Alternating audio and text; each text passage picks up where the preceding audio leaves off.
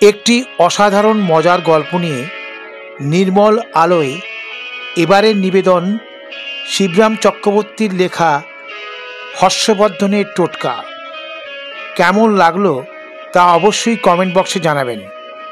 শুরু করছি এবারের নিবেদন গল্প হর্ষবর্ধনের টোটকা।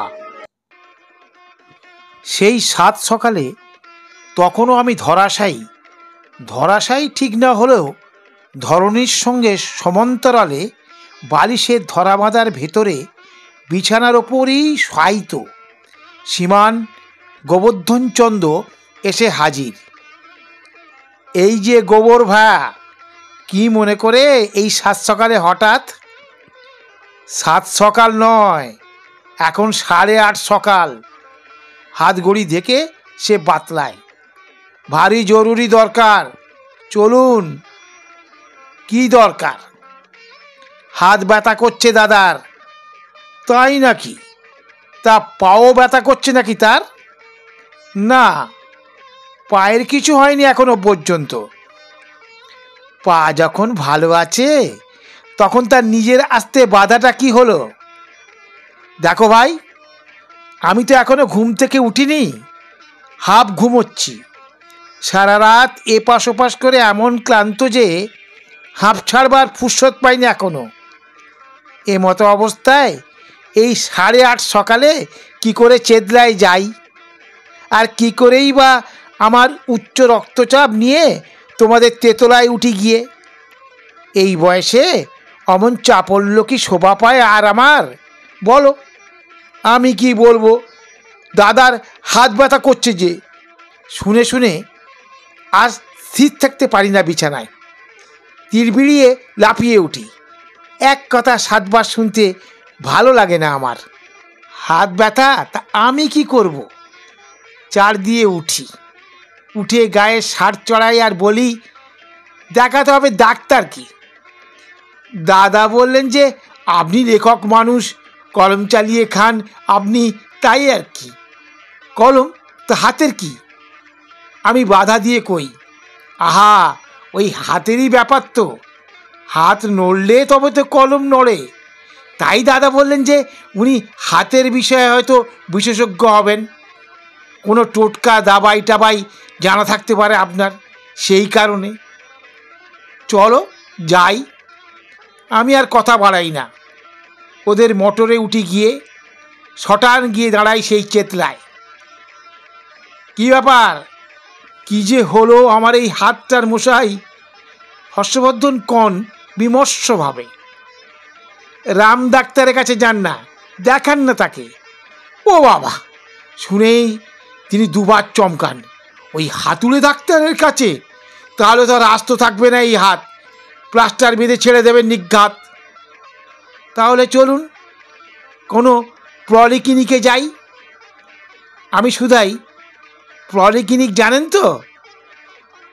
পলিকে জানবো না? বলেন কি? একগাল হাসি দেখি তার। আপনার নাতিকে আর আমি জানি না? আমি কতবার আমার কাছে এসেছে, খাসা ছেলে পলি। আহা, সে পলি নয়, সেই পলি ছাড়া কি আর অন্য পলি আপনি জানেন না? আমি বলি, জানবো না কেন? মনোপলি জানি। আমাদের যেমন এই কাঠের কারবারের মনোপলি, একচেটে ব্যবসা যাকে বলে, একেবারে আকার মশাই, বুঝলেন? সে তো দেখতেই পাচ্ছি। যাই হোক, পলিক্লিনিক হলো যেখানে কিনা এক জায়গায় সব রকমের পরীক্ষা নিরীক্ষা হয়ে সর্বরোগের বিশেষজ্ঞ চিকিৎসাটা রয়েছে যেখানে। চলুন তবে সেখানেই যাই। আমরা বেরিয়ে পড়লাম তৎক্ষণাৎ। নামজাদা এক পলিক্লিনিকে যাওয়া হলো। সেখানে এক জায়গাতেই চক্ষু, কর্ণ, নাসিকা, মস্তক এবং দন্ত থেকে অনন্ত পরীক্ষার ব্যবস্থা।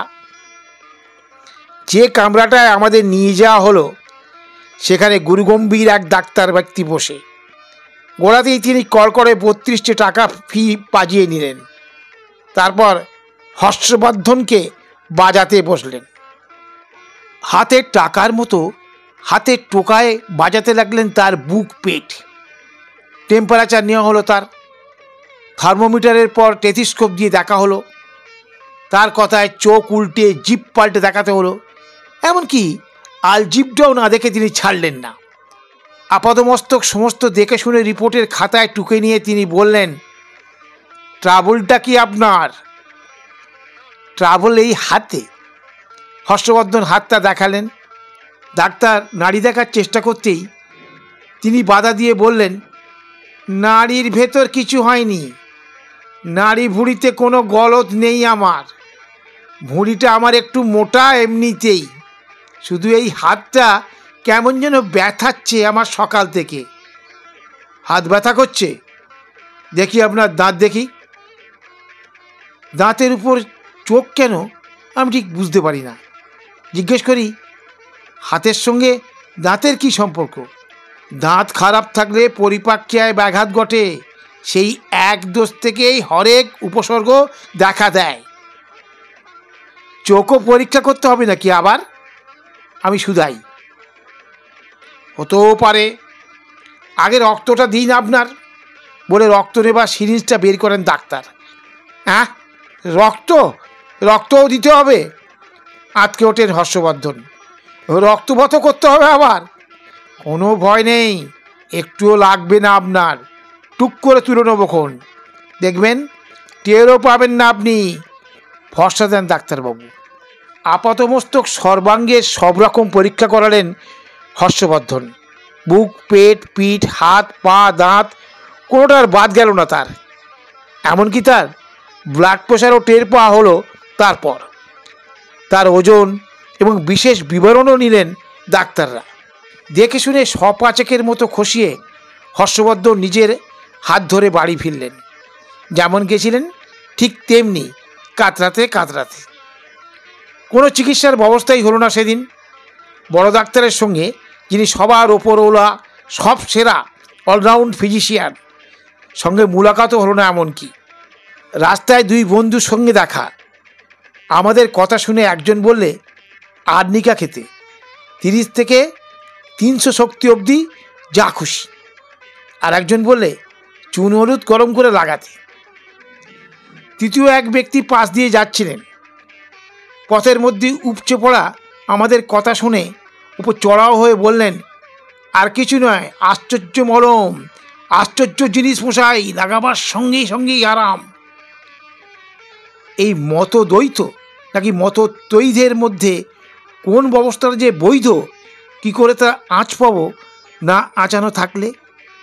আমি বললাম, খুব বড় ডাক্তার দেখাচ্ছেন উনি, বিধিসম্মত বৈজ্ঞানিক চিকিৎসার পক্ষপাতী। ওসব টোটকা টুটকির কম্ম নয় ভাই। তাহলে শুধু ডাক্তারই সানাবে না বন্ধু, শেষ পর্যন্ত সার্জেনের কাছেই যেতে হবে। একজন জানালেন, বলেছিলাম ভালো কথা, এক ডোজ আর্নিকাতেই সেরে যেত একদিনে, ভুগতে হতো না রোজ রোজ। শুনলে না, অ্যালোপ্যাথ ডাক্তারের খপ্পরে পড়েছে যখন, তখন আর দেখতে হবে না। রেহাই পাচ্ছ না সহজে খপ করে। তোমার এই হাত আওড়াবে, পাকবে, ফুলবে, ফুলে ঢোল হবে, তারপর পচতে শুরু করবে। পচন ধরবার পর সার্জন এসে তোমার 1000 টাকা খসিয়ে নেবার পর কেটে বাদ দিতে হবে হাত। অপারেশন অবশ্য বেশ সাকসেসফুলি হবে তা বলাই বাহুল্য, তবে তোমাকে পটল তুলতে হবে ওই অপারেশনের টেবিলেই। এই কথা শুনে হর্ষবর্ধনের হাতের যন্ত্রণা বেড়ে গেল 7 গুণ। অমন ব্যথাতেও একটুখানি গুমরাতেও ভুলে গেলেন তিনি, কেমন গুম হয়ে গেলেন। আমার পক্ষাঘাত হয়েছে, বাড়ি ফিরে কেবল এই কথা বলেই বিছানায় তিনি কাত হয়ে পড়লেন। আর কোনো উচ্চবাচ্চা নেই তার। পরদিন সকালে আমরা পলিক্লিনিকে গিয়ে হাজির হলাম। দেখি রিপোর্ট রেডি, সব রকমের রিপোর্ট, ব্লাড, ইউরিন ইত্যাদি যাবতীয় পরীক্ষার ফলাফল এসে গেছে। মায়ের এক্সের ফটোর কপিও। অতঃপর সবার বড় সেই ডাক্তার সাহেবের কাছে যেতে হলো। গিয়ে সবার আগে তার টেবিলের উপর ফের 120 টাকা জমা রেখে জিজ্ঞাসুভাবে আমরা তটস্থ হলাম। দেখলাম সব, বললেন ডাক্তারবাবু, কিছুই হয়নি আপনার। খানিকক্ষণ গরম জলে হাত ডুবিয়ে রাখুন গে কবজি অবধি, তাহলেই সেরে যাবে মনে হয়। ব্যথা নয় সারল, কিন্তু ফোসকা। হর্ষবর্ধন ওস্কান। কিসের ফোসকা? ফোঁস করে ওঠেন ডাক্তার সাহেব। তাকে একটু অবাক দেখা যায় যেন।